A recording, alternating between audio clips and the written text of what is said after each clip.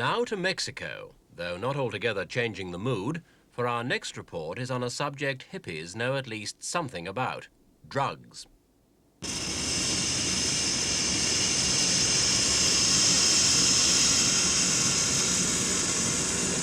Another airliner touches down at Mexico City's crowded airport. Routine, a happening repeated every few minutes as thousands of passengers and their belongings arrive, either to stay or just pass through.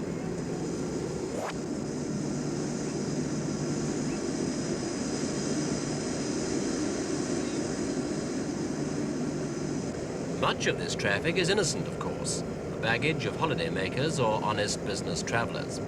But some, an increasing proportion, contain something far more sinister: narcotics, the filthy stock in trade of high-powered international smugglers. For in recent years, Mexico's mushroomed in importance for those dealing in drugs and for those dedicated to stamping them out. Primarily to combat the boom in drug smuggling, the customs area has been split in two: low risk, to handle the flights from Europe and the United States, and high risk for those from elsewhere in South America. The authorities are worried about the use of Mexico as a funnel for hard drugs. But their biggest headache is the country's production of drugs. And to fight that, the enforcement agencies themselves are going airborne. This helicopter is one of a special force launched at a cost of some $23 million. Its aim, to smash the so-called Mexican connection, the giant heroin industry which has been thriving since Turkey banned opium growing in 1971. Mexico's embarked on an all-out war on the peasants who are cultivating thousands of fields, the faceless black marketeers, and the greedy smugglers. 2 trailers are the operational nerve center, mobile workshops beneath the Sierra Madre Mountains, while special cameras like this one make it possible for the team to spot areas where poppies are ready for harvest. With 4 lenses and colored filters, the cameras produce multispectral photographs. The spectral system has revolutionized the search for poppy fields. Before the system was adopted, soldiers had to trek aimlessly through the rugged Sierra Madres. From 8 bases like this, between 20 and 30 helicopters patrol over 360,000 square miles of inaccessible territory, using a spray of herbicide to kill mature crops before they can be harvested. Each helicopter carries enough of the herbicide gramoxone to destroy 80 or 90 fields a day, a job which previously would have taken 500 men.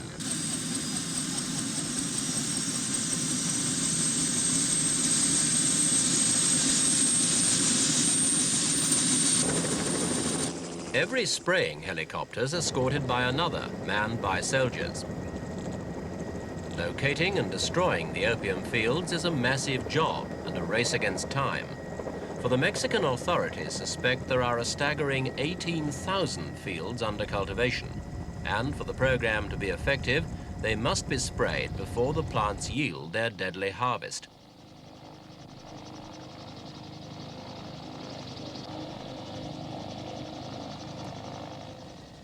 The mountain chain offers plenty of hiding places for the illicit fields and the crude secret laboratories which convert the opium into heroin. But the operation's showing results. 14,000 fields were destroyed in the poppy season between November and February, a figure 3.5 times higher than that for the previous year. In all last year, the authorities destroyed enough poppy fields to make well over 10,000 pounds of heroin and over 3,600 pounds of opium, worth billions of dollars to the smugglers. But it's been an expensive business. The helicopters alone cost $800 an hour to run, and there are also a dozen spotter planes to finance, together with 3,000 personnel.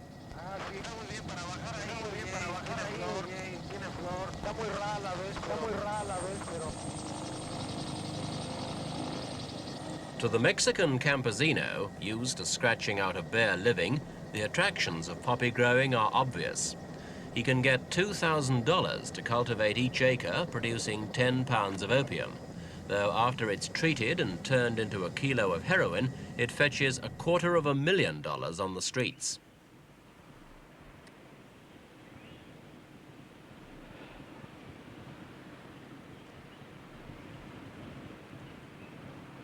From these plants comes brown heroin, so called because of its impurities. Last year, a survey in 13 American cities showed 90% of the confiscated heroin originated in Mexican fields like this. But in 1972, only 40% came from Mexico. It was this growing threat that persuaded the United States to give the Mexican anti-drug program a $15 million shot in the arm.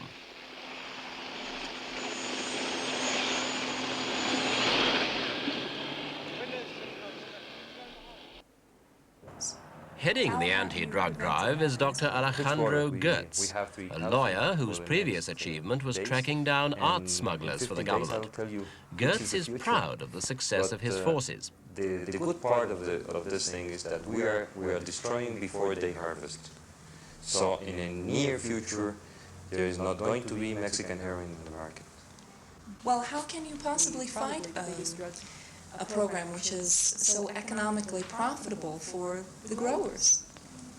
Destroying the raw material. You cannot, this is an industry. You cannot stop any industry unless you stop the raw materials. You cannot make any industry to go along to succeed if you don't give them raw material. If we destroy the raw material in Mexico, this is the Mexican problem. But what's going to happen if they start to plant it in some other country? Will it still be trafficked through Mexico? Perhaps. But it's just a pass, like any other pass, no? They're going to some other place, not for here. Though the destruction campaigns proved a success, controlling the flow of drug traffic still poses problems. Mexico City, like most modern cities, has its underworld, its share of pushers and junkies, and the petty crime they attract. But here, too, there's a clampdown.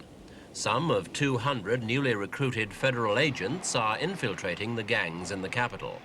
And already, the number of arrests and apprehensions is mounting.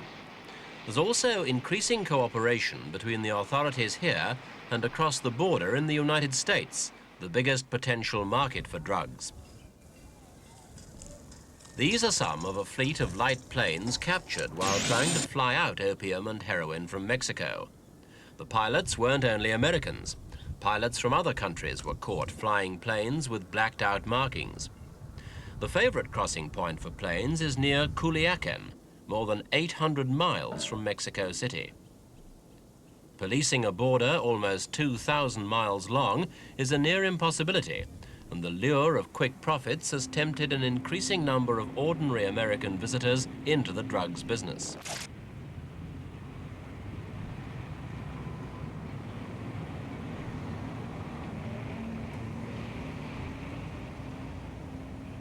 Apart from official border crossings, the Mexican authorities are planning to step up their checks at ports, ferries and frontier tracks. There'll be roadblocks and raids at some of the 2,000 clandestine airstrips in the Sierra Madre. Dr. Goetz says there's only one way to gauge the success of the campaign, and that is to see the flood across the border reduced to a trickle.